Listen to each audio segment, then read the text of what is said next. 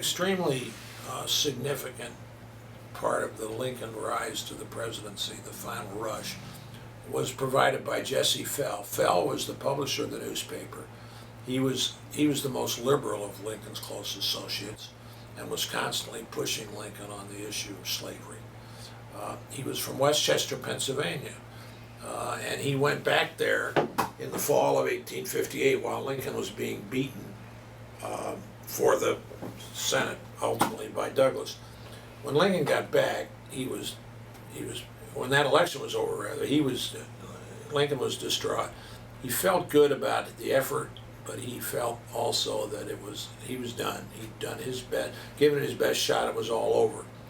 Fell intercepted him on East Washington Street in Bloomington in late December of 1858, about a month or say 6 weeks after the Douglas election, and said to him, "I have something very important to talk to you." They were standing on the south side of the street. Fell had seen him coming out of the courthouse across the street. Lincoln crossed the street. He intercepted him.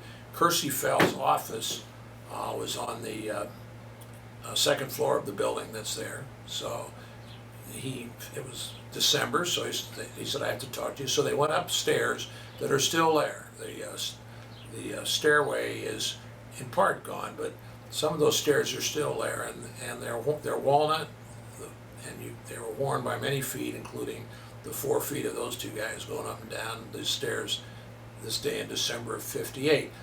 Fell told him that he had just returned from the East, that Lincoln was a viable candidate for the Republican nomination, and that he wanted an autobiography because people wanted to know more about him.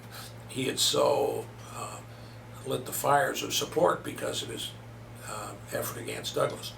Lincoln refused. He said, "I'm all through, there's no point in me wasting my time," and declined that offer.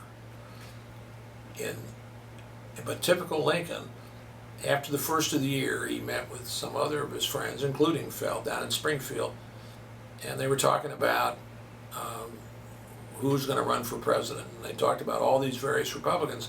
Finally, Lincoln said, "Hey, wait a minute, what about me?"